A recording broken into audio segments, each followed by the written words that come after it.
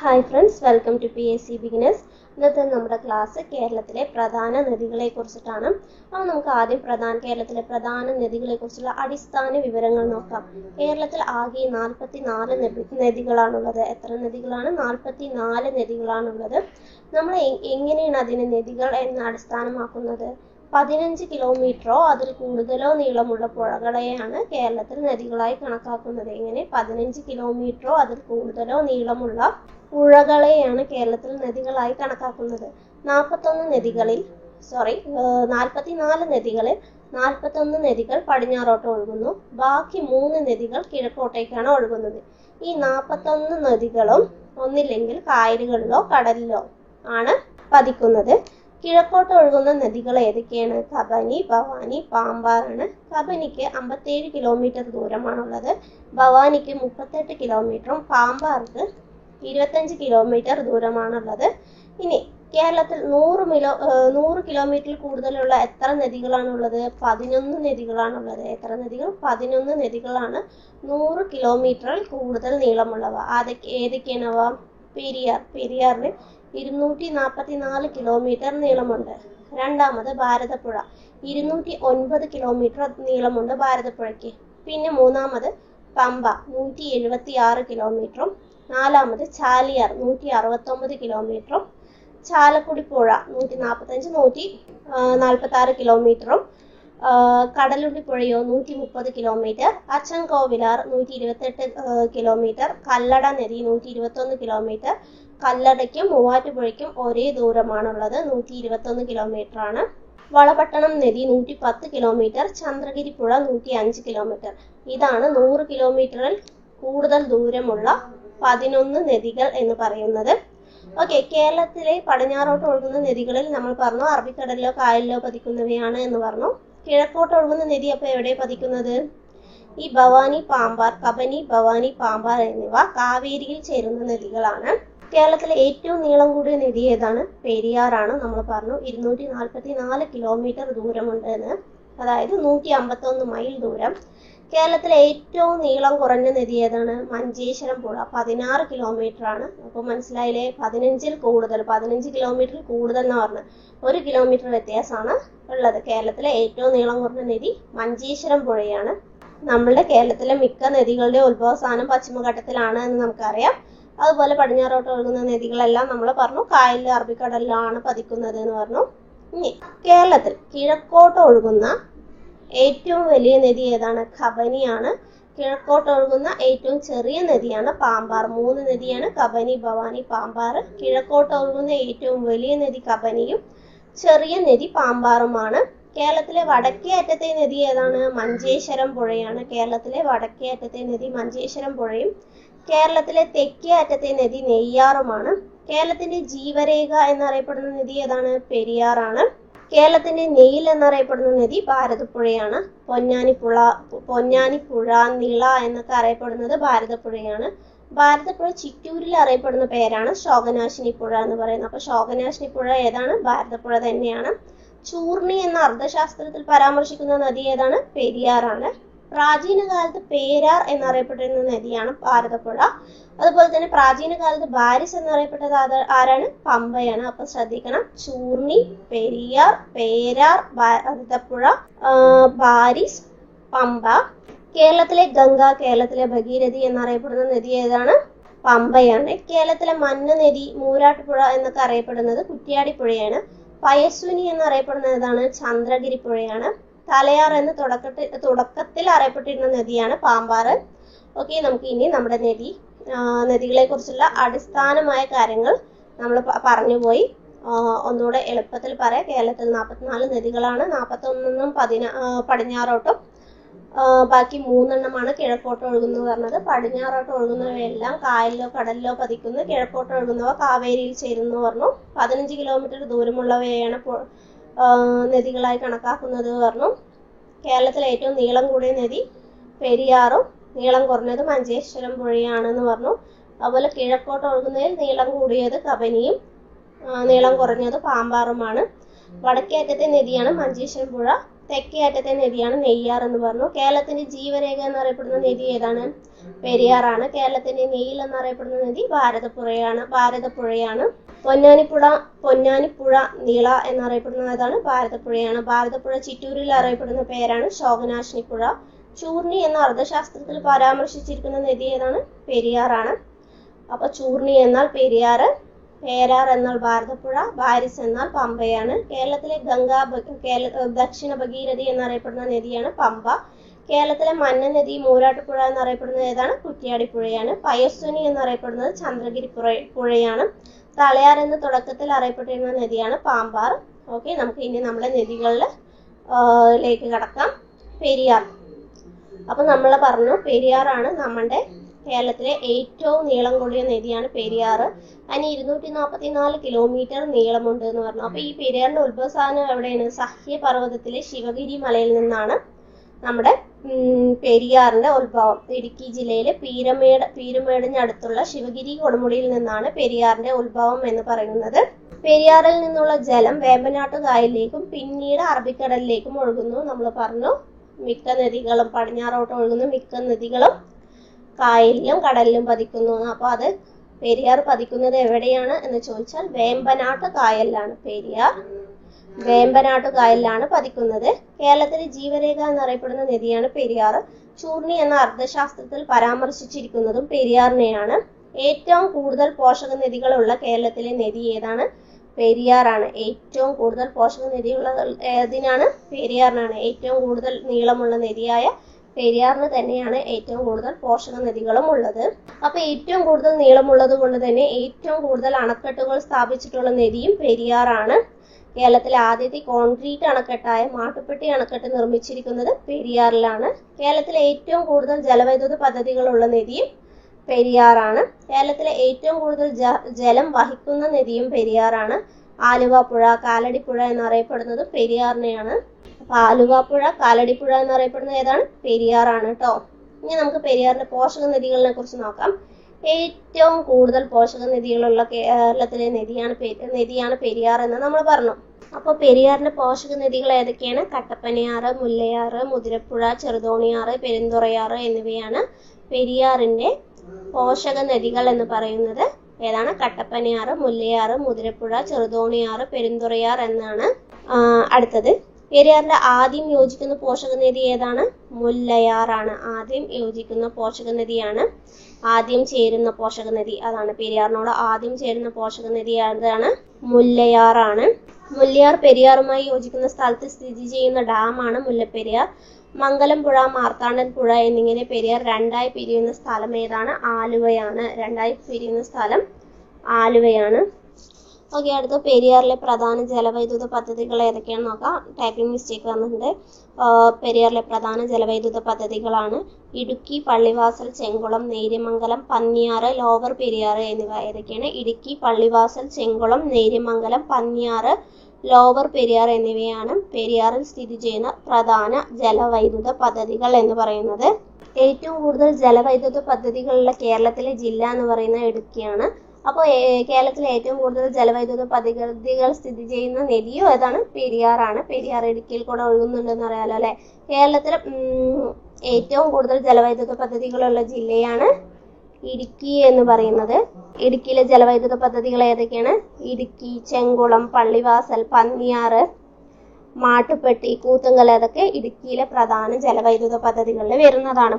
കേരളം ഏറ്റവും കൂടുതൽ വൈദ്യുതി ഉൽപ്പാദിപ്പിക്കുന്നത് എങ്ങനെ? ജലവൈദ്യുത പദ്ധതിയിലൂടെയാണ് ഉൽപ്പാദിപ്പിക്കുന്നതെന്ന് നമ്മൾ പറഞ്ഞിട്ടുണ്ട്. നമുക്കറിയാലേ ഏറ്റവും കൂടുതൽ വൈദ്യുതി ഉൽപ്പാദിപ്പിക്കുന്നത് ജലവൈദ്യുത പദ്ധതികളിലൂടെ എന്നറിയാം. കേരളത്തിലെ ആദ്യ ഡാം ഏതാണ്? മുല്ലപ്പെരിയാറാണ്. അപ്പൊ മുല്ലപ്പെരിയാർ അണക്കെട്ട് സ്ഥിതി ചെയ്യുന്ന നദി ഏതാണ്? പെരിയാറാണ്. കേരളത്തിലെ ആദ്യ ഡാം മുല്ലപ്പെരിയാറാണ്. ആ മുല്ലപ്പെരിയാർ സ്ഥിതി ചെയ്യുന്നത് പെരിയാറിലാണ്. മുല്ലപ്പെരിയാറിന്റെ നിർമ്മാണം ആരംഭിച്ചപ്പോഴാണ് 1887 ആരംഭിച്ചതാണ് മുല്ലപ്പെരിയാറിന്റെ നിർമ്മാണം. മുല്ലപ്പെരിയാർ ഡാം പണി പൂർത്തിയാക്കിയത് എപ്പോഴാണ്? 1895 മുല്ലപ്പെരിയാർ അണക്കെട്ടിന്റെ ശില്പി ജോൺ പെന്നിക്കാണ്. മുല്ലപ്പെരിയാർ അണക്കെട്ട് ഉദ്ഘാടനം ചെയ്ത ആരാണ്? വെള്ളോക് പ്രഭു ആണ്. മുല്ലപ്പെരിയാർ അണക്കെട്ട് നിർമ്മിച്ചിരിക്കുന്ന മിശ്രിതം സുർക്കി മിശ്രിതമാണ്. ഈ നമ്മുടെ മുല്ലപ്പെരിയാർ വെള്ളം തമിഴ്നാട്ടിലേക്ക് കൊണ്ടുപോകാൻ വേണ്ടിയിട്ട് ഒരു കരാർ ഉണ്ടാക്കിയിട്ടുണ്ടായിരുന്നു. 1886 ഒക്ടോബർ 29 പെരിയാർ ലീസ് എഗ്രിമെന്റ് എന്നാണ് അത് അറിയപ്പെടുന്നത്. അതിൽ ഒപ്പുവെച്ചത് ആരായിരുന്നു എന്ന് പറഞ്ഞാൽ തിരുവിതാംകൂർ ദിവാനായിരുന്ന വി രാമയ്യങ്കാറും മദ്രാസ് സ്റ്റേറ്റ് സെക്രട്ടറി ആയിരുന്ന JC ഹാനിങ്ടണും തമ്മിലായിരുന്നു പെരിയാർ ലീസ് എഗ്രിമെന്റിൽ ഒപ്പുവെച്ചിട്ടുണ്ടായിരുന്നത്. ആ സമയത്ത് തിരുവിതാംകൂർ രാജാവ് എന്ന് പറയുന്ന ശ്രീമൂലം തിരുനാളാണ്. നമ്മൾ പറഞ്ഞു പെരിയാർ ലീസ് എഗ്രിമെന്റ് 1886 ഒക്ടോബർ 29 ഒപ്പുവെച്ചത് എന്ന് പറഞ്ഞു. അത് പുതുക്കിയത് 1970 അത് പുതുക്കിയ സമയത്ത് നമ്മുടെ കേരള മുഖ്യമന്ത്രി ആരായിരുന്നു എന്ന് ചോദിച്ചാൽ C. അച്യുത മേനോനായിരുന്നു. മുല്ലപ്പെരിയാർ അണക്കെട്ടിന്റെ സുരക്ഷയെ കുറിച്ച് പഠിക്കാനായി സുപ്രീം കോടതി നിയോഗിച്ച കമ്മിറ്റി തലവനാണ് ജസ്റ്റിസ് AS ആനന്ദ് എന്ന് പറയുന്നത്. അതുപോലെ തന്നെ ഇടുക്കിയിലെ ആദ്യത്തെ ആർച്ച് ഡാം, ഏഷ്യയിലെ ആദ്യത്തെ ആർച്ച് ഡാം ഏതാണെന്ന് ചോദിച്ചാൽ ഇടുക്കി ഡാമാണ്. അതിന്റെ പരമാവധി ജലസംഭരണ ശേഷി 2403 അടിയാണ്. അതിനുവേണ്ടി നമ്മൾ ഇടുക്കി ഡാം നിർമ്മിക്കാൻ സഹായിച്ച രാജ്യം ഏതാണെന്ന് ചോദിച്ചാൽ കാനഡയാണ്. അതിന് വേണ്ടിയിട്ട് നമുക്ക് സ്ഥലം, ഒരു ഡാം നിർമ്മിക്കാൻ വേണ്ടി സ്ഥലം നിർദ്ദേശിച്ച മൂപ്പനാരായിരുന്നു? കൊലുമ്പൻ മൂപ്പനാണ് നമുക്ക് ഡാം നിർമ്മിക്കാൻ വേണ്ടിയിട്ട് സ്ഥലം നിർദ്ദേശിച്ചിട്ടുണ്ടായിരുന്നത്. ജലവൈദ്യുത പദ്ധതിയിൽ ഉൾപ്പെട്ട അണക്കെട്ടുകളാണ് ഇടുക്കി, ചെറുതോണി, കുളമാവ് എന്നിവ. ഈ ഇടുക്കി ഡാമിൽ നിന്ന് വൈദ്യുതി ഉൽപ്പാദിപ്പിക്കാൻ തുടങ്ങിയ വർഷം ഏതാണ്? 1975 ഒക്ടോബർ 4 വ്യാവസായിക അടിസ്ഥാനത്തിൽ വൈദ്യുതി ഉൽപ്പാദിപ്പിക്കാൻ തുടങ്ങിയത് 1976 ഫെബ്രുവരി 12 അടുത്ത വർഷമാണ് നമ്മൾ വ്യാവസായിക അടിസ്ഥാനത്തിൽ തുടങ്ങിയത്. വൈദ്യുതി ഉൽപ്പാദിപ്പിക്കാൻ തുടങ്ങിയത് 1975 നമ്മൾ പറഞ്ഞു ഇടുക്കി ജലവൈദ്യുത പദ്ധതിയുടെ നിർമ്മാണത്തിന് സഹായിച്ചത് കാനഡയാണ് എന്ന് പറഞ്ഞു. ഈ ഇടുക്കി ജലവൈദ്യുത പദ്ധതിയുടെ പവർ സ്റ്റേഷൻ സ്ഥിതി ചെയ്യുന്നത് എവിടെയാണ്? മൂലമറ്റത്താണ്. ഇതിന്റെ സ്ഥാപിത ഉൽപാദന ശേഷി, ജലവൈദ്യുത പദ്ധതിയുടെ സ്ഥാപിത ഉൽപാദന ശേഷി എന്ന് പറയുന്നത് 780 മെഗാവാട്ട് ആയിരുന്നു. അതുപോലെ തന്നെ പെരിയാറിലെ ഒരു നദിയാണ് ഏത്? പള്ളിവാസൽ എന്ന് പറയുന്നത്. കേരളത്തിലെ ആദ്യത്തെ ജലവൈദ്യുത പദ്ധതിയാണ് പള്ളിവാസൽ എന്ന് പറയുന്നത്. അപ്പൊ ആദ്യത്തെ ജലവൈദ്യുത പദ്ധതി ഏതാണ്? പള്ളിവാസലാണ്. പള്ളിവാസൽ ജലവൈദ്യുത പദ്ധതി കമ്മീഷൻ ചെയ്ത വർഷം ഏതാണ്? 1940 കേരളത്തിലെ ആദ്യ ജലവൈദ്യുത പദ്ധതി സ്ഥിതി ചെയ്യുന്ന ജില്ല ഏതാണെന്ന് ചോദിച്ചാൽ ഏതാണ്? ഇടുക്കിയാണ്. കേരളത്തിലെ രണ്ടാമത്തെ ജലവൈദ്യുത പദ്ധതി ചെങ്കുളമാണ് കേട്ടോ. രണ്ടാമത്തെ ജലവൈദ്യുത പദ്ധതി ചെങ്കുളമാണ്. അതും നമ്മുടെ പെരിയാറിൽ തന്നെയാണുള്ളത്. ഈ പള്ളിവാസൽ പദ്ധതി സ്ഥിതി ചെയ്യുന്നത് എവിടെയാണ്? പെരിയാറിന്റെ പോഷക നദിയായ മുതിരപ്പുഴയിലാണ് ഉള്ളത്. ഈ പള്ളിവാസൽ ജലവൈദ്യുത പദ്ധതി സ്ഥാപിച്ചപ്പോൾ ആരുടെ ഭരണകാലത്താണെന്ന് ചോദിച്ചാൽ ശ്രീ ചിത്തിര തിരുനാൾ ബാലരാമവർമ്മയുടെ ഭരണകാലഘട്ടത്തിലാണ് ഈ പള്ളിവാസൽ ജലവൈദ്യുത പദ്ധതി സ്ഥാപിച്ചത്. ഈ പള്ളിവാസലിൽ നിന്ന് ഉപയോഗം കഴിഞ്ഞ് പുറത്തേക്ക് പോകുന്ന ആ ജലവും മുതിരപ്പുഴയിലെ വെള്ളവും ഉപയോഗിച്ച് വൈദ്യുതി ഉൽപ്പാദിപ്പിക്കുന്ന എവിടെ വെച്ചിട്ടാണ് പറഞ്ഞാൽ ചെങ്കുളം ജലവൈദ്യുത പദ്ധതിയിൽ വെച്ചിട്ടാണ്. എവിടെയാണ്? ചെങ്കുളം ജലവൈദ്യുത പദ്ധതിയിൽ വെച്ചിട്ടാണ്. ഈ ചെങ്കുളം പദ്ധതി സ്ഥിതി ചെയ്യുന്നത് എവിടെയാണ്? നമ്മുടെ പെരിയാറിന്റെ പോഷക നദിയായ മുതിരപ്പുഴയിലാണ് സ്ഥിതി ചെയ്യുന്നത്. എവിടെയാണ്? പെരിയാറിന്റെ പോഷക നദിയായ മുതിരപ്പുഴയിലാണ് സ്ഥിതി ചെയ്യുന്നത്. അടുത്തത് പെരിയാറിന്റെ തീരത്ത് സ്ഥിതി ചെയ്യുന്ന പ്രധാന സ്ഥലങ്ങളാണ് പെരിയാർ വന്യജീവി സങ്കേതവും മലയാറ്റൂർ പള്ളിയും. ഏതൊക്കെയാണ്?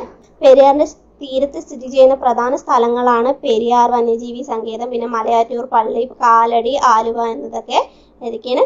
പെരിയാർ വന്യജീവി സങ്കേതം, മലയാറ്റൂർ പള്ളി, കാലടി, ആലുവ എന്നിവ. പെരിയാറിന്റെ തീരത്ത് സ്ഥിതി ചെയ്യുന്ന വന്യജീവി സങ്കേതമാണ് തേക്കടി വന്യജീവി സങ്കേതവും തട്ടേക്കാട് പക്ഷി സങ്കേതവും. ഏതാണ്? തേക്കടി വന്യജീവി സങ്കേതം, തട്ടേക്കാട് പക്ഷി സങ്കേതം എന്നിവ. അപ്പൊ കേരളത്തിലെ ആദ്യ വന്യജീവി സങ്കേതം ഏതാണ്? പെരിയാർ വന്യജീവി സങ്കേതമാണ്. കേരളത്തിലെ ആദ്യ കടുവ വന്യജീവി സങ്കേതവും പെരിയാർ വന്യജീവി സങ്കേതമാണ്. ഇന്ത്യയിലെ 10ാമത്തെ കടുവ സങ്കേതമാണ് ഈ പെരിയാർ ടൈഗർ റിസർച്ച് എന്ന് പറയുന്നത്. അപ്പോൾ കേരളത്തിലെ ആദ്യ വന്യജീവി സങ്കേതം, ആദ്യ കടുവ വന്യജീവി സങ്കേതം, ഇന്ത്യയിലെ 10ാമത്തെ കടുവ സങ്കേതം എന്നിവ ഏതാണ്? പെരിയാർ ടൈഗർ റിസർവ് ആണ്. ഏറ്റവും കൂടുതൽ വന്യജീവി സങ്കേതങ്ങൾ ഉള്ളത് എവിടെയാണ്? ഇടുക്കിയിലാണ്. ഏറ്റവും കൂടുതൽ വന്യജീവി സങ്കേതങ്ങൾ ഉള്ളത് ഇടുക്കിയിലാണ്. ഈ പെരിയാർ വന്യജീവി സങ്കേതം ആദ്യം അറിയപ്പെട്ടിരുന്നത് നെല്ലിക്കാംപെട്ടി ഗെയിം സാങ്ച്വറി എന്നാണ്. അപ്പൊ ആ 1934 ഈ നെല്ലിക്കാംപെട്ടി ഗെയിം സാങ്ച്വറി, അതായത് പെരിയാർ വന്യജീവി സങ്കേതം സ്ഥാപിക്കപ്പെട്ടപ്പോൾ തിരുവിതാംകൂർ രാജാവായിരുന്നത് ശ്രീ ചിത്തിര തിരുനാൾ ബാലരാമവർമ്മയാണ്. കേരളത്തിലെ ഏറ്റവും വലിയ വന്യജീവി സങ്കേതമാണ് പെരിയാർ വന്യജീവി സങ്കേതം എന്ന് പറയുന്നത്. പെരിയാർ വന്യജീവി സങ്കേതത്തിന്റെ മറ്റൊരു പേര് ഏതാണ്? തേക്കടി വന്യജീവി സങ്കേതം എന്നാണ്. അപ്പോൾ പെരിയാർ വന്യജീവി സങ്കേതം തേക്കടി വന്യജീവി സങ്കേതം ഒന്ന് തന്നെയാണ്. അതുപോലെ നമ്മൾ പറഞ്ഞു തട്ടേക്കാട് പക്ഷി സങ്കേതവും പെരിയാറിന്റെ തീരത്താണ് എന്ന് പറഞ്ഞു. തട്ടേക്കാട് സലീം അലി പക്ഷി സങ്കേതം എന്നറിയപ്പെടുന്ന പക്ഷി സങ്കേതമാണ് കേട്ടോ തട്ടേക്കാട് പക്ഷി സങ്കേതം എന്ന് പറയുന്നത്. അപ്പൊ സലീം അലി പക്ഷി സങ്കേതം എന്ന് പറയുന്നത് ഏതാണ്? തട്ടേക്കാട് പക്ഷി സങ്കേതമാണ്. കേരളത്തിലെ ആദ്യത്തെ പക്ഷി സംരക്ഷണ കേന്ദ്രം കൂടിയാണ് തട്ടേക്കാട്. അത് എറണാകുളത്താണ്. 1983 രൂപീകരിച്ചത്. ഓക്കെ, ഇതൊക്കെ നമുക്ക് ഇതിന് മുമ്പ് ഓരോ പ്രിലിംസിലൊക്കെ ചോദിച്ചിട്ടുണ്ടായിരുന്നതാണ്. പ്രിലിംസ് മെയിൻസിനൊക്കെ ആയിട്ട് ചോദിച്ചിട്ടുണ്ടായിരുന്നതാണ്. അതുകൊണ്ട് നമ്മൾ ശ്രദ്ധിക്കണം, നല്ലതായിരിക്കാം. കേരളത്തിലെ ഏറ്റവും വലിയ പക്ഷി സങ്കേതം ഏതാണെന്ന് ചോദിച്ചാലും തട്ടേക്കാട് പക്ഷി സങ്കേതമാണ്. തട്ടേക്കാട് പക്ഷി സങ്കേതത്തിനെ കുറിച്ച് നമ്മൾ എന്തൊക്കെ പറഞ്ഞു? സലീം അലി പക്ഷി സങ്കേതം എന്നറിയപ്പെടുന്നത് കേരളത്തിലെ ആദ്യ പക്ഷി സങ്കേതവും കേരളത്തിലെ ഏറ്റവും വലിയ പക്ഷി സങ്കേതവും തട്ടേക്കാട് പക്ഷി സങ്കേതമാണെന്ന് പറഞ്ഞു. ഇനി ശങ്കരാചാര്യർ പൂർണ്ണ എന്ന് പരാമർശിച്ച നദി ഏതാണ്? പെരിയാറാണ്.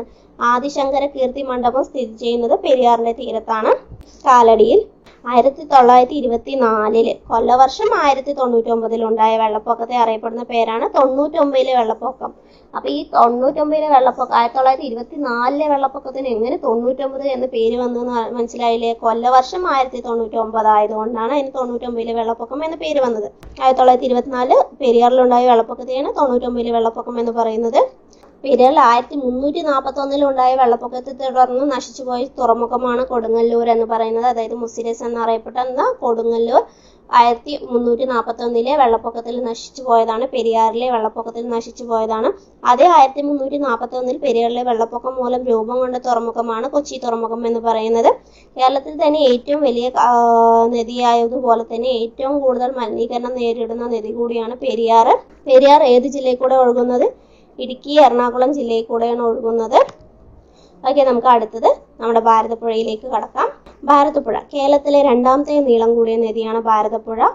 നീളം 209 കിലോമീറ്റർ ആണ്. ഭാരതപ്പുഴയുടെ ഉത്ഭവം ആനമല കുന്നുകളിൽ നിന്നാണ്. തമിഴ്നാട്ടിലെ ആനമല കുന്നുകളിൽ നിന്നാണ് ഭാരതപ്പുഴയുടെ ഉത്ഭവം. ഭാരതപ്പുഴ പാലക്കാട്, മലപ്പുറം, തൃശ്ശൂർ എന്നീ 3 ജില്ലകളിലൂടെ ഒഴുകുന്നു. ഏതിൽ കൂടെയാണ്? പാലക്കാട്, മലപ്പുറം, തൃശ്ശൂര്.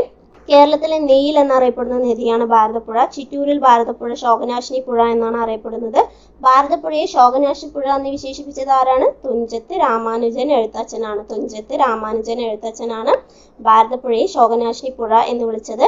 നിള എന്നറിയപ്പെടുന്ന നദിയും ഭാരതപ്പുഴയാണ്. നിള, നെയ്യിൽ എന്നെല്ലാം അറിയപ്പെടുന്ന നദി ഭാരതപ്പുഴയാണ്. നിളയുടെ കഥാകാരൻ അപ്പോൾ ആരാണ്? MT വാസുദേവനും. നിളയുടെ കവി P കുഞ്ഞിരാമൻ നായരുമാണ്. അപ്പൊ കഥാകാരൻ MT വാസുദേവൻ, കവി P കുഞ്ഞിരാമൻ നായർ. തെറ്റരുത്.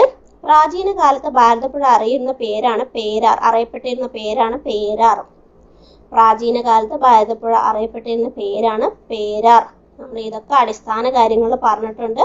എന്നാലും നമ്മൾ വീണ്ടും നമ്മുടെ ഓരോ ടോപ്പിക്ക് വരുമ്പോൾ വീണ്ടും പറയുന്നത്, ഒരു തവണ ഒരേ കാര്യം 3-4 തവണ കേൾക്കുമ്പോൾ നമുക്ക് മനസ്സിൽ കുറച്ചുകൂടി ഉറച്ചു പോകും എന്നുള്ളത് കൊണ്ടാണ്. കുഞ്ചൻ നമ്പ്യാരുടെ ജന്മസ്ഥലമായ കിള്ളിക്കുറിശി മംഗലം സ്ഥിതി ചെയ്യുന്ന നദീതീരമാണ് ഭാരതപ്പുഴ. ഭാരതപ്പുഴ അറബിക്കടലിൽ പതിക്കുന്ന നദിയാണ്. ആ അറബിക്കടലിനോട് പതിക്കുന്ന സ്ഥലത്തെയാണ് പൊന്നാനി എന്ന് പറയുന്നത്. ഈ ഭാരതപ്പുഴയുടെ അഴിമുഖത്ത് സ്ഥിതി ചെയ്യുന്ന മത്സ്യബന്ധന തുറമുഖമാണ് പൊന്നാനി തുറമുഖം. ഭാരതപ്പുഴയുടെ പുനരുജ്ജീവനം ലക്ഷ്യമാക്കി കേന്ദ്ര സർക്കാർ ആരംഭിച്ച വിജ്ഞാന കേന്ദ്രമാണ് നിള വിജ്ഞാന കേന്ദ്രം എന്നറിയപ്പെടുന്നത്. അപ്പൊ നിള എന്നാൽ ഭാരതപ്പുഴ, നിള വിജ്ഞാന കേന്ദ്രം എന്നാൽ ഭാരതപ്പുഴയുടെ പുനരുജ്ജീവനവുമായി ബന്ധപ്പെട്ടതാണ്. കേരളത്തിലെ ആദ്യത്തെ ഉരുക്ക് തടയണം നിർമ്മിച്ചിരിക്കുന്നത് എവിടെയാണ്? ഭാരതപ്പുഴയിലാണ്. മിനി പമ്പ പദ്ധതി സ്ഥിതി ചെയ്യുന്ന നദീതീരമാണ് ഭാരതപ്പുഴ. ഭാരതപ്പുഴയുടെ തീരത്ത് മലപ്പുറം ജില്ലയിൽ കുറ്റിപ്പുറം പാലത്തിന് സമീപമുള്ള ഒരു സ്നാനഘട്ടത്തെ ഔദ്യോഗികമായി ഈ നമ്മുടെ ശബരിമലയുടെ ഇടത്താവളമായി പ്രഖ്യാപിച്ചു. ഇതിനെയാണ് മിനി പമ്പ എന്ന് പറയുന്നത്. എന്താണ് മിനി പമ്പ പദ്ധതി? ഭാരതപ്പുഴയുടെ തീരത്തുള്ള മലപ്പുറം ജില്ലയിലെ കുറ്റിപ്പുറം പാലത്തിന് സമീപമുള്ള സ്നാനഘട്ടത്തെ ഔദ്യോഗികമായി ശബരിമലയുടെ ഇടത്താവളമായി പ്രഖ്യാപിച്ചു. ഇതാണ് മിനി പമ്പ പദ്ധതി എന്ന് പറയുന്നത്. അപ്പോൾ നമ്മുടെ പ്രസിദ്ധമായ മാമ്പാങ്കം നടന്നിരുന്നത് ഏത് നദീതീരത്താണ്? ഭാരതപ്പുഴയുടെ നദീതീരത്താണ് പ്രസിദ്ധമായ മാമാങ്കം നടന്നിരുന്നത്. ഇനി നമുക്ക് ഭാരതപ്പുഴയിലെ പ്രധാന അണക്കെട്ടുകൾ നോക്കാം. മലമ്പുഴ അണക്കെട്ട്, വാളയാർ അണക്കെട്ട്, മംഗലം അണക്കെട്ട്, Pothundi dam, Meenkara dam, Chulliyar dam, Kanjirapuzha dam എന്നിവയാണ് ഭാരതപ്പുഴയിൽ സ്ഥിതി ചെയ്യുന്ന പ്രധാന ഡാമുകൾ എന്ന് പറയുന്നത്. ഭാരതപ്പുഴയിൽ സ്ഥിതി ചെയ്യുന്ന ഏറ്റവും വലിയ ഡാം ഏതാണ്? മലമ്പുഴ ഡാമാണ്. നമ്മുടെ മലമ്പുഴ ഡാമിനെയാണ് എന്തെന്നറിയപ്പെടുന്നത്? കേരളത്തിലെ വൃന്ദാവനം എന്നറിയപ്പെടുന്നത് നമ്മുടെ മലമ്പുഴ ഡാമിനെയാണ്. ഭാരതപ്പുഴയിൽ സ്ഥിതി ചെയ്യുന്ന ഏറ്റവും വലിയ ഡാമാണ് മലമ്പുഴ ഡാം. ദക്ഷിണേന്ത്യയിലെ ആദ്യ റോക്ക് ഗാർഡൻ സ്ഥിതി ചെയ്യുന്നത് മലമ്പുഴയിലാണ്. ഓക്കെ, അപ്പൊ നമ്മൾ ഭാരതപ്പുഴയെ കുറിച്ച് എന്തൊക്കെ പറഞ്ഞു? കേരളത്തിലെ രണ്ടാമത്തെ വലിയ നദിയാണ് ഭാരതപ്പുഴ എന്ന് പറഞ്ഞു. അത് പാലക്കാട്, മലപ്പുറം, തൃശ്ശൂർ ജില്ലയിലൂടെയാണ് ഒഴുകുന്നത് എന്നും അതിന്റെ ഉത്ഭവസ്ഥാനം ആനമലയിലാണെന്ന് പറഞ്ഞു. ഗായത്രിപ്പുഴ ഭാരതപ്പുഴയുമായി ചേരുന്ന സ്ഥലമാണ് തൃശ്ശൂരിലെ മായന്നൂർ എന്ന് പറയുന്നത്. പറളിയിൽ വെച്ചിട്ട് ഭാരതപ്പുഴ ഏത് നദിയുമായിട്ടാണ് ചേരുന്നത്? കണ്ണാടിപ്പുഴയുമായിട്ടാണ് ചേരുന്നത്. അപ്പോൾ ചിറ്റൂർ പുഴ എന്നൊക്കെ അറിയപ്പെടുന്നത് കണ്ണാടിപ്പുഴയാണ്. കുന്തിപ്പുഴ ഏത് നദിയുടെ പോഷക നദിയാണ് എന്ന് ചോദിച്ചാൽ തൂതപ്പുഴയുടെ പോഷക നദിയാണ്. തൂതപ്പുഴ എന്ന് പറയുന്നത് ആരുടെ പോഷക നദിയാണ്? ഭാരതപ്പുഴയുടെ പോഷക നദിയാണ് കുന്തിപ്പുഴ എന്നത്. തൂതപ്പുഴയുടെ ഉപനദിയാണ് കുന്തിപ്പുഴ എന്ന് നമ്മൾ പറഞ്ഞു. അപ്പോൾ തൂതപ്പുഴ എന്ന് പറയുന്നത് ഏതാണ്? നമ്മുടെ ഭാരതപ്പുഴയുടെ പോഷക നദിയാണ്. തൂതപ്പുഴ എന്ന് പറയുന്നത്. കണ്ണാടിപ്പുഴ, തൂതപ്പുഴ, ഗായത്രിപ്പുഴ, കൽപ്പാത്തിപ്പുഴ എന്നിവയാണ് നമ്മുടെ ഭാരതപ്പുഴയുടെ പോഷക നദികൾ എന്ന് പറയുന്നത്. നമ്മൾ പറഞ്ഞു ഭാരതപ്പുഴയുടെ പോഷക നദിയാണ് തൂതപ്പുഴ. തൂതപ്പുഴയുടെ ഉപനദിയാണ് കുന്തിപ്പുഴ പറഞ്ഞു. അപ്പോൾ ആ തൂതപ്പുഴയുടെ ഉത്ഭവസ്ഥാനം എന്ന് പറഞ്ഞാൽ സൈലന്റ് വാലിയിലാണ് എന്ന് നമ്മൾ പറഞ്ഞിട്ടുണ്ടായിരുന്നു. അതുപോലെ കേരളത്തിലെ ആദ്യത്തെ ഉരുക്ക് തടയണ നിർമ്മിച്ചിരിക്കുന്നതും ഭാരതപ്പുഴയിലാണ് കേട്ടോ. പാലക്കാട് ജില്ലയിലെ മാന്നന്നൂരിനെയും തൃശ്ശൂർ ജില്ലയിലെ പൈങ്കുളത്തെയും ബന്ധിപ്പിച്ചിട്ടാണ് ഈ ഉരുക്ക് തടയണ ഉണ്ടായിരുന്നത്. മാമാങ്കം നടന്നിരുന്നത് നദീതീരം ഭാരതപ്പുഴയുടെ തീരത്താണെന്ന് പറഞ്ഞു. ഭാരതപ്പുഴയെ ശോകനാശിനി പുഴ എന്ന് വിളിച്ചത് തുഞ്ചത്ത് രാമാനുജൻ എഴുത്തച്ഛനാണെന്ന് പറഞ്ഞു. ഭാരതപ്പുഴയെ സ്ഥിതി ചെയ്യുന്ന ഏറ്റവും വലിയ അണക്കെട്ടാണ് മലമ്പുഴ ഡാം എന്ന് നമ്മൾ പറഞ്ഞു. അതുപോലെ തന്നെ ഭാരതപ്പുഴയുടെ അഴിമുഖത്ത് സ്ഥിതി ചെയ്യുന്ന മത്സ്യബന്ധന തുറമുഖമാണ് പൊന്നാനി തുറമുഖം. ഭാരതപ്പുഴ അറബിക്കടലിനോടാണ് പതിക്കുന്നത്. അങ്ങനെയൊക്കെ നമ്മൾ ഭാരതപ്പുഴയെ കുറിച്ചിട്ട് പറഞ്ഞു. അതുപോലെ തന്നെ നമ്മുടെ നേതാക്കൾക്ക് ഗാന്ധിജി, ജവഹർലാൽ നെഹ്റു, ലാൽ ബഹദൂർ ശാസ്ത്രിയുടെ ചിതാഭസ്മമെല്ലാം ഭാരതപ്പുഴയിലാണ് ഒഴുക്കിയിട്ടുള്ളത് എന്ന് പറഞ്ഞു. കുഞ്ചൻ നമ്പ്യാരുടെ ജന്മസ്ഥലമായ കിള്ളിക്കുറിശി മംഗലം സ്ഥിതി ചെയ്യുന്ന നദീതീരവും ഭാരതപ്പുഴയാണെന്ന് പറഞ്ഞു. നിളയുടെ കഥാകാരൻ എന്ന് പറയുന്ന MT വാസുദേവനും നിളയുടെ കവി എന്നറിയപ്പെടുന്ന P കുഞ്ഞിരാമൻ നായരുമാണ് എന്ന് പറഞ്ഞു. അതുപോലെ തന്നെ നമ്മുടെ ഭാരതപ്പുഴയത്തെ മിനി പമ്പ പദ്ധതിയെ കുറിച്ച് പറഞ്ഞു. മിനി പമ്പ പദ്ധതി എന്താണെന്നാണ് നമ്മൾ പറഞ്ഞിട്ടുണ്ടായിരുന്നത്. ഭാരതപ്പുഴയുടെ തീരത്ത് മലപ്പുറം ജില്ലയിലെ ഊറ്റിപ്പുറം പാലത്തിന് സമീപമുള്ള സ്നാനഘട്ടത്തിന് ഔദ്യോഗികമായി ശബരിമല ഇടത്താവളമായി പ്രഖ്യാപിച്ചു. ഇതാണ് മിനി പമ്പ പദ്ധതി എന്ന് നമ്മൾ പറഞ്ഞിട്ടുണ്ടായിരുന്നു. അതുപോലെ തന്നെ ഭാരതപ്പുഴയുടെ പുനരുജ്ജീവനം ലക്ഷ്യമാക്കി കേന്ദ്ര സർക്കാർ ആരംഭിച്ച വിജ്ഞാന കേന്ദ്രമാണ് നില വിജ്ഞാന കേന്ദ്രം പറഞ്ഞു. ഇതൊക്കെയാണ് നമ്മൾ ഭാരതപ്പുഴയെ കുറിച്ച് പറഞ്ഞത്. ഇന്ന് നമ്മളുടെ ടോപ്പിക് എന്ന് പറയുന്നത് എന്തായിരുന്നു? നമ്മുടെ കേരളത്തിലെ നദികളെ കുറിച്ചിട്ടായിരുന്നു. പക്ഷെ നമ്മൾ ഇന്ന് പ്രധാനപ്പെട്ട 2 നദികളെ കുറിച്ചിട്ടാണ് പറഞ്ഞത്. എന്താണ് പറഞ്ഞാൽ നമ്മൾ ഒരുപാട് എടുക്കുമ്പോൾ നമ്മുടെ ക്ലാസ് അതിനനുസരിച്ച് നീണ്ടുപോവുകയും ചിലപ്പോൾ നമുക്ക് ഫുള്ളായി കേൾക്കുമ്പോഴത്തേനും നമുക്ക് ഒരുപാട് നേരം കേട്ടുകൊണ്ടേന്ന് പറഞ്ഞാൽ ചെറിയൊരു മടുപ്പൊക്കെ തോന്നുമല്ലോ അല്ലെ. അതുകൊണ്ടാണ് നമ്മൾ ക്ലാസ് പരമാവധി ഘട്ടം ഘട്ടമായി തരാമെന്ന് ഉദ്ദേശിച്ചു. അതുകൊണ്ടാണ് ഞാൻ ഇന്നത്തെ ക്ലാസ് 2 പ്രധാനപ്പെട്ട, ഒന്നാമത്തെ കേരളത്തിലെ പ്രധാന നദികളെ കുറിച്ചിട്ടുള്ള അടിസ്ഥാന വിവരങ്ങളും അതുപോലെ നമ്മുടെ പെരിയാർ, ഭാരതപ്പുഴ എന്നീ നദികളെ കുറിച്ചിട്ടുമുള്ള ഒരുവിധം മുഴുവൻ വിവരങ്ങളും ഞാൻ തന്നിട്ടുണ്ട്. അപ്പോൾ നമുക്ക് ഒന്ന് വേഗത്തിൽ പറഞ്ഞു പോകാം. അടിസ്ഥാന കാര്യങ്ങളാണ് ഞാൻ വേഗത്തിൽ പറഞ്ഞു പോകുന്നത്. 44 നദികൾ 15 കിലോമീറ്ററിൽ കൂടുതലാണെങ്കിലാണ് അവയെ നദികളായി കണക്കാക്കുക. 41 പടിഞ്ഞാറോട്ടും 3 കിഴക്കോട്ടും ഒഴുകുന്ന 100 കിലോമീറ്റർ കൂടുതലുള്ള 11 നദികളാണ് ഉള്ളത്. ഈ 11 നദികളില് നമ്മുടെ നീളത്തിന്റെ അടിസ്ഥാനത്തിൽ എങ്ങാനും എഴുതാൻ പറഞ്ഞാൽ നമ്മൾ അറിഞ്ഞിരിക്കണം. ഏറ്റവും നീളം കൂടിയത് പെരിയാർ, പിന്നെ ഭാരതപ്പുഴ, പമ്പ, ചാലിയാർ, ചാലക്കുടി പുഴ. ഒരു 5 എണ്ണമെങ്കിലും ആദ്യമെങ്കിലും അറിഞ്ഞിരിക്കണം. പെരിയാർ, ഭാരതപ്പുഴ, പമ്പ, ചാലിയാർ, ചാലക്കുടി പുഴ. പെരിയാർ, ഭാരതപ്പുഴ, പമ്പ, ചാലിയാർ, ചാലക്കുടി പുഴ. ഇതാണ് ഒരു 5 എണ്ണത്തിന്റെ ഓർഡറെങ്കിലും അറിഞ്ഞു വെച്ചിരിക്കുന്നത് നല്ലതായിരിക്കുമെന്ന് തോന്നുന്നു. അപ്പൊ 11 100 കിലോമീറ്ററിൽ കൂടുതലുള്ള നദി എന്ന് പറയുന്നത്. പിന്നെ നമ്മൾ ഏതൊക്കെയാണ് പറഞ്ഞത്? കിഴക്കോട്ട് ഒഴുകുന്ന കബനി, ഭവാനി, പാമ്പാറാണ് എന്ന് പറഞ്ഞു. അപ്പൊ 3ഉം പതിക്കുന്നത് കാവേരി നദിയിലാണ് എന്ന് പറഞ്ഞു. കാവേരിയോട് ചേരുന്ന നദികളാണെന്ന് പറഞ്ഞു. കേരളത്തിലെ ഏറ്റവും കൂടുതൽ നീളം കൂടിയത് പെരിയാർ 244 കിലോമീറ്ററും ഏറ്റവും നീളം കുറഞ്ഞ 16 കിലോമീറ്ററുള്ള മഞ്ചേശ്വരം പുഴയാണെന്ന് പറഞ്ഞു. നമ്മുടെ കേരളത്തിലെ മിക്ക നദികളുടെ ഉത്ഭവസ്ഥാനം പശ്ചിമഘട്ടമാണ്. കിഴക്കോട്ട് ഒഴുകുന്ന കേരളത്തിലെ ഏറ്റവും വലിയ നദി കബനിയും ഏറ്റവും ചെറുത് പാമ്പാറുമാണ്. കേരളത്തിലെ വടക്കേ അറ്റത്തെ നദി മഞ്ചേശ്വരം പുഴ, തെക്കേ അറ്റത്തെ നദി നെയ്യാറ്. കേരളത്തിന്റെ ജീവരേഖ എന്നറിയപ്പെടുന്ന നദി പെരിയാറാണ്. കേരളത്തിന്റെ നെയിൽ എന്നറിയപ്പെടുന്ന നദി ഭാരതപ്പുഴയാണ്. അതുപോലെ പൊന്നാനിപ്പുഴ നിള എന്നറിയപ്പെടുന്നത് ഭാരതപ്പുഴയാണ്. ഭാരതപ്പുഴ ചിറ്റൂരിൽ അറിയപ്പെടുന്ന പേരാണ് ശോകനാശിനിപ്പുഴ. ചൂർണി എന്ന് പറയുന്നത് പെരിയാറും, പേരാർ എന്ന് പറയുന്നത് ഭാരതപ്പുഴയും, ബാരിസ് എന്ന് പറയുന്നത് പമ്പയും, പയസ്വിനി എന്ന് പറയുന്നത് ചന്ദ്രഗിരി പുഴയും, തലയാർ എന്നറിയപ്പെടുന്നത് പാമ്പാറും, മന്നനദി എന്നറിയപ്പെടുന്നത് കുറ്റ്യാളിപ്പുഴയുമാണ്.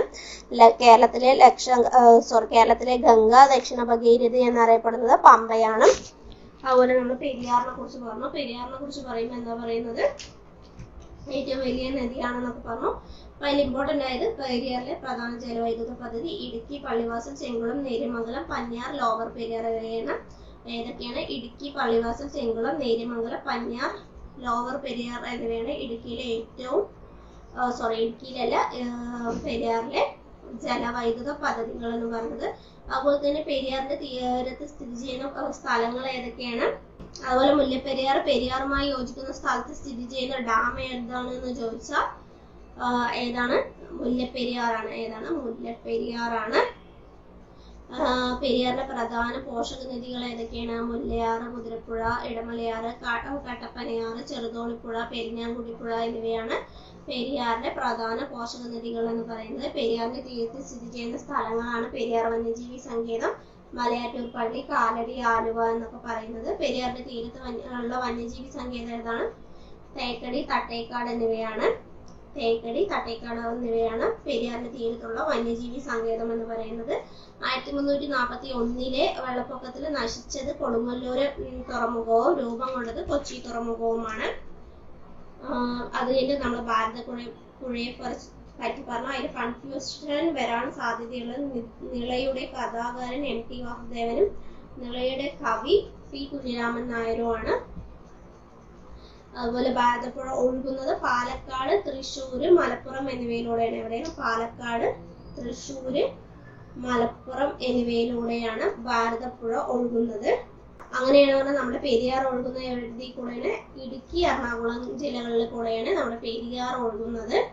ഇനി പിന്നെ പെരിയാറിനെ കുറിച്ച് ഭാരതപ്പുഴയെ കുറിച്ച് പറയണമെന്ന് പറഞ്ഞാൽ എന്താണ്? ശോകനാശിനി പുഴ എന്ന് വിശേഷിപ്പിച്ചത് ആരാണ്? തുഞ്ചത്ത് രാമാനുജൻ എഴുത്തച്ഛനാണ്. ഭാരതപ്പുഴയിലെ ഏറ്റവും വലിയ ഡാമാണ് മലമ്പുഴ ഡാം എന്ന് പറയുന്നത്.